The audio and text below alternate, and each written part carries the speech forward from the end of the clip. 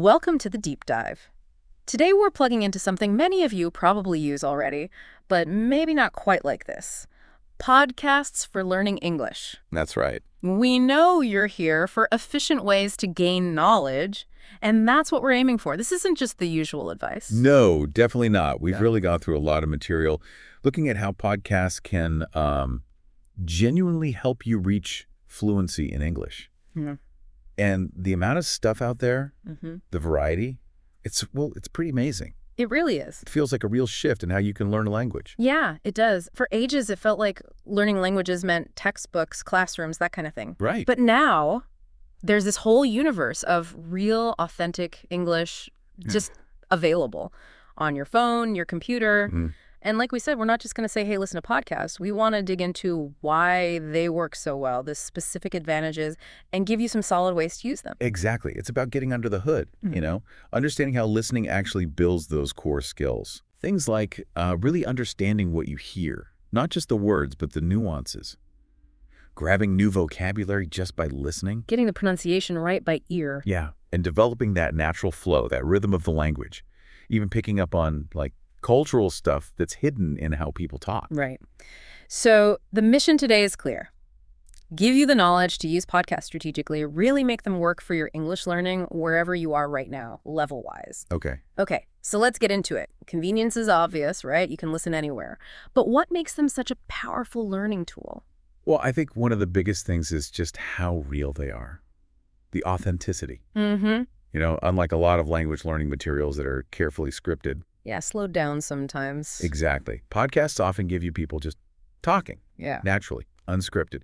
You hear how native speakers or, really fluent speakers actually sound. That's a huge point. You're getting real conversational speed, which, might be tough at first. It can be, yeah. But it forces your brain to adapt, right? In a way that listening to slow, deliberate speech just doesn't. Precisely. Yeah. And it's not just single words you're hearing, it's the flow, the connected speech. Yeah, like want to becoming wanna. Exactly like that. Or going to becoming gonna. All those little links and reductions that are, they're fundamental to understanding people when they speak naturally. Podcasts train your ear for that stuff, almost without you noticing after a while. Right, you start to just expect it. Your brain adjusts. Yeah, you internalize those patterns. And it's not just sounds, it's vocabulary too. You hear the everyday words, the idioms, the phrasal verbs people actually use. Things you might not find in a standard textbook. Or if you do, you don't really get a feel for how they're used. In a podcast, you hear them in context over and over sometimes. That helps it stick way better than just memorizing a list. It's like seeing the word in action. Makes so much more sense. And you mentioned the imperfections, the ums, the us. Yeah. Even when someone pauses or corrects themselves, that's part of real talk. True. It's not a mistake in the recording. It's how people actually communicate. And thinking bigger picture, the sheer choice you have is incredible. Oh, definitely. Whatever you're interested in, cooking, space travel, movies, history. True crime seems huge. Huh. Yeah, true crime. There's almost certainly an English podcast about it, so you can learn while listening to something you genuinely enjoy. That makes it sustainable, not a chore. Using your interests to fuel the learning. I like that. And the formats vary so much, too. You've got interviews, solo stories, roundtable chats, fiction. Keeps it fresh. Stops your listening practice from getting stale. Absolutely. Plus, think about the accents. Ah, good point. You hear so many different ways of speaking English. Which is crucial, right? Yeah. For understanding people from anywhere.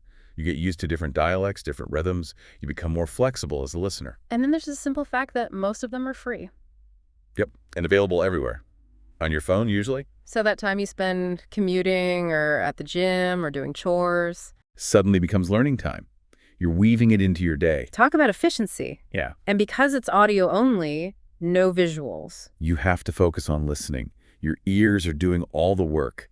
It's like a targeted workout for your listening comprehension. Right. It forces that skill to develop. And, it works on two levels. You can have it on kind of passively in the background. And you might still pick things up. You might. Vocabulary, maybe intonation. But you can also choose to really focus, to actively study what you're hearing. Okay, let's dig into that active part more. How exactly do podcasts help build those specific English skills we mentioned? Listening comprehension first. Okay, so this is quite interesting. Podcasts help with both top-down and bottom-up listening. Okay, break that down. So top-down is using your general knowledge, the context, your expectations to understand the big picture, like following the story or the main argument. Podcasts are great for that. Makes sense. You follow the flow. Then bottom-up is about the details, Wow. recognizing the actual sounds, the words, the grammar. Like picking out specific phrases. Exactly. And when you listen actively to a podcast, you're doing both. If you know the topic already, your top-down skills help you predict things. But you're also tuning in, bottom-up, to catch the specific words and how they're said. So just getting the gist helps, but really focusing helps you nail the details. And what about recognizing sounds, like subtle differences? Yeah, phonetic recognition, crucial. Just hearing natural speech over and over helps your brain get better at telling similar sounds apart. Like tricky vowel sounds. Things that might sound the same at first. You get repeated exposure and context. And as we said, they're amazing for understanding connected speech, how words squash together. Your brain starts mapping those sound patterns, which must link to intonation and stress too, right? The melody of speech. Absolutely. How the pitch goes up or down, which words get emphasized. That changes meaning completely sometimes. Like telling a question from a statement or sensing sarcasm. Precisely. You start to pick up on those cues intuitively. And because you hear so many different speakers, you get really good at adapting to different accents. Yeah. Your ear gets comfortable with variety. Okay, so listening gets a major workout.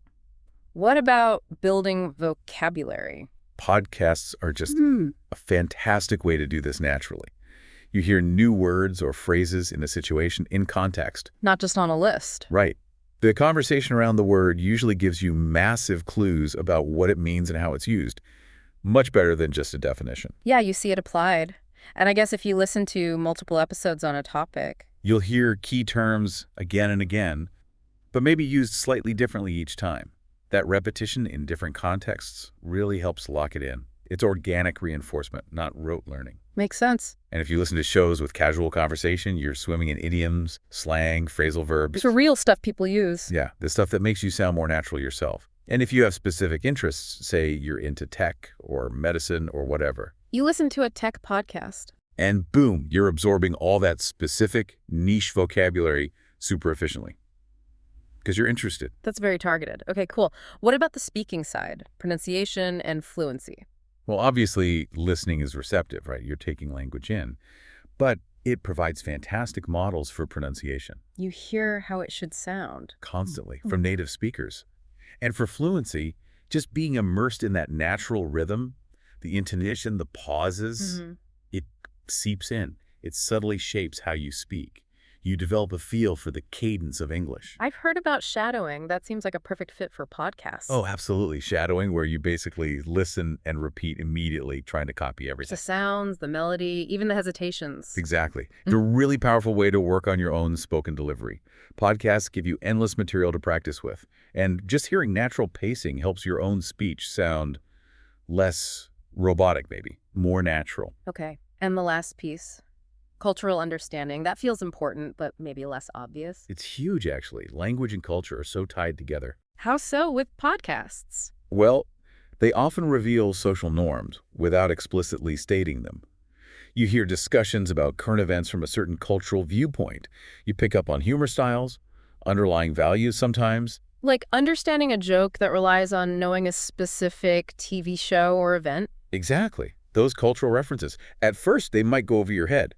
But the more you listen, the more that background cultural knowledge builds up. You start to get the context behind the language. Yeah. And because podcasts often feature lots of different people, hosts, guests, you get a much broader range of perspectives than you might from, say, one textbook or one teacher. It deepens your appreciation, not just of the language, but the people who use it. Precisely. It goes beyond just words and grammar. Okay, the benefits are really clear. But just hitting play while you're washing dishes, that's not the whole story for learning, is it? How do listeners really make this an active process? That's the key question, isn't it? Moving from passive to active. First step is choosing wisely. Right. Not just grabbing any podcasts. Yeah. Think about your level. Be honest. If you're a beginner, podcasts made for learners are probably best. Slower speed. Simpler words. Often, yes. And crucially, they usually come with transcripts. That's gold. Intermediate learners. Yeah. You could probably handle more mainstream stuff, especially if it's a topic you know well. But transcripts are still super helpful. And advanced. Advanced learners can pretty much dive into anything authentic, really push themselves. And it's not just level, right? You mentioned interest earlier. Absolutely vital. If you're genuinely interested, you'll want to understand. You'll stick with it. Learning feels less like work. Makes sense. What else in choosing? Format. Length. Yeah, consider the format. Maybe a single narrator is easier to start with than 5 people talking over each other. Good point. Episode length matters too. Maybe shorter ones are better for focused study. You can actually finish it and work with it. Okay. And maybe starting with clearer accents. That can help initially, yeah. Mm-hmm. Find speakers you find relatively easy to understand first, then branch out. And transcripts, you said they're gold. How do you use them actively? Oh, so many ways.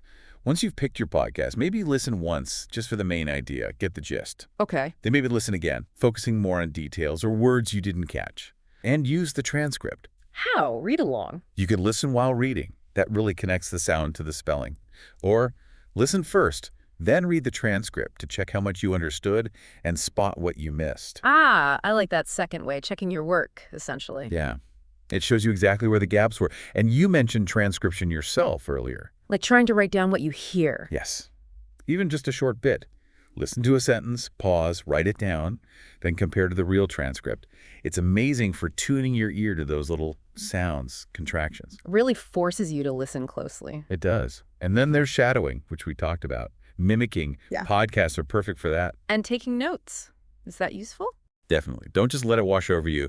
Jot down new words, interesting phrases, maybe notes on pronunciation, or just summarize the main points. Even cultural things you notice. But the key is doing something with the notes afterwards. Yes. Review them. Try using the new words. Maybe talk about the episode topic with someone. Make it active. So it's about being deliberate, intentional, not just background noise. Okay, but people do run into problems, right? Mm. What are the common struggles? Oh, yeah. Top one is probably they talk too fast. Happens to everyone at some point. Totally. So again, start with Learner Podcast if needed. Use the playback speed controls. Slow it down a bit at first. No shame in that. None at all. The goal is to gradually speed it back up.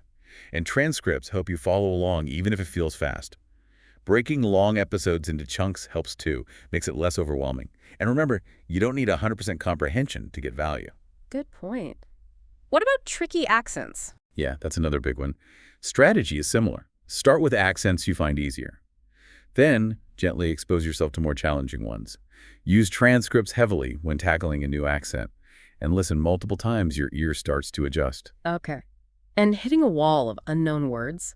Feeling lost because of vocabulary. Right. If that's happening constantly, the podcast might just be too hard for active study right now. Maybe find something slightly easier. Makes sense. If there's a transcript or vocab list, maybe look at it before you listen. Try guessing meanings from context first, then look things up. Have a dictionary app handy, but don't pause for every single word. Focus on the important ones. Keep the flow going and staying focused, especially on longer shows. How do you keep from zoning out? Pick shorter episodes for intense study. Break longer ones up. Take breaks. Listen to different types of podcasts to keep it interesting. And again, choose topics you genuinely care about. Curiosity is your best friend for engagement. And just finding podcasts, it can feel like there are millions. Where do you even start? Well, the sources we looked at have great lists, categorized by level and topic. Ask teachers, language partners, check out the categories in your podcast app. Look at websites of big news outlets like BBC or NPR. They often have shows for learners or just very clear news podcasts. Okay. And one last challenge. Someone's listening a lot, but they feel stuck. No progress. What then? That usually means it's time to get more active. Are you just listening passively? Try transcription. Try shadowing. Really work with the vocabulary. Maybe the material's too easy now. Could be. Are you still challenging yourself? And crucially, are you using the language you hear? Try talking about it, writing about it. And remember, learning takes time. Be patient. Stay consistent. That's really solid advice. Now, you mentioned the resources we use have specific recommendations. They do, yeah. For that beginner to intermediate level, things like BBC Learning English, 6-Minute English are great. Short, clear transcripts, vocabulary. Perfect. Voice of America, Learning English, 2, slower speech. Controlled vocabulary, covers news and American culture. They're designed for learners. Sounds ideal for starting out. Any others at that level? Espresso English for quick grammar and vocab tips. All Ears English is good for natural American chat and culture. Luke's English podcast, very popular for British English, really engaging, lots of transcripts. And Culip's English podcast has Canadian and U.S. hosts, good for North American English. Wow, quite a selection there. Okay, what about listeners who are more advanced, upper intermediate or beyond? For news, you've got great options like The Daily from the New York Times, deep dives into stories. NPR's Up First for a quick daily brief. Today in Focus from The Guardian for a UK perspective. These use more complex language, naturally. Good mix of US and UK news. What about storytelling? Less newsy stuff. Oh, yeah. This American Life is classic, amazing stories. Serial if you like investigative journalism in a story format. The Moth People telling true stories live on stage. Really authentic, often powerful stuff. Those sound fascinating. And for people who just want to learn about, well, anything, stuff you should know. That's a great one. They explain everything. So accessible. Radiolab is fantastic for science and philosophy. Amazing sound design. Freakonomics Radio looks at the world through an economics lens, often in surprising ways. Truly something for everyone there. What about focusing just on pronunciation? Any specific recommendation? Rachel's English is brilliant for American pronunciation. She really breaks down the sounds, intonation. It's mostly video, but the audio is super helpful. And Merriam-Webster has a pronunciations podcast for tricky words. Fantastic. It's amazing what's out there. And the source is also stressed integrating this, right? Not just listening in isolation. Absolutely. Listening is step one. Step two is using it. Use podcasts as fuel for speaking practice. Summarize what you heard. Yeah, summarize it out loud. Talk about the topic with a language partner. Do that shadowing we mentioned to directly copy pronunciation. And writing too. Definitely. Write summaries. Write your reaction or opinion. And try to use the new words or grammar you picked up from the podcast in your writing. Connects it all together. And reading the transcripts helps reading skills too, obviously.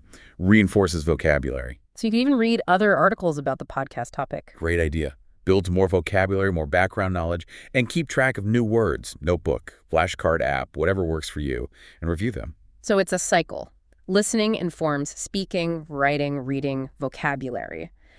And they all feed back into each other. Exactly. A really effective learning loop. Okay, so let's wrap this up. To recap our deep dive, podcasts are incredibly powerful for English learning. Why? They're authentic. There's huge variety. They're accessible. They force you to focus on listening. You can learn passively or actively. You get natural repetition. You can build niche vocabulary, and you absorb cultural insights. And specifically, skill-wise. They train both big picture and detailed listening, improve your sound recognition, help you decode connected speech, understand intonation and stress, and adapt to different accents. They expand vocabulary naturally in context, reinforce it through repetition, teach idioms and slang, and build topic-specific words. They provide great pronunciation models, are perfect for shadowing, help develop natural speaking flow, and give you that vital exposure to cultural norms and diverse viewpoints. And we can't stress enough. Active listening is key. Move beyond just having it on. Take notes, use transcripts, try shadowing. Absolutely. And yes, there are challenges, speed, accents, vocabulary, but there are strategies for all of them. Slow it down, use transcripts, choose the right level, focus on your interests. And there are tons of great podcasts to explore, from learner-focused ones like BBC Learning English or VOA, to more advanced content like The Daily, This American Life, Stuff You Should Know, and many others mentioned in the resources. And the real magic happens when you weave podcast listening into a broader routine. Use it to fuel your speaking, writing, reading, and vocabulary practice. It all works together. So for all of you tuning in, really think of podcasts as more than just entertainment.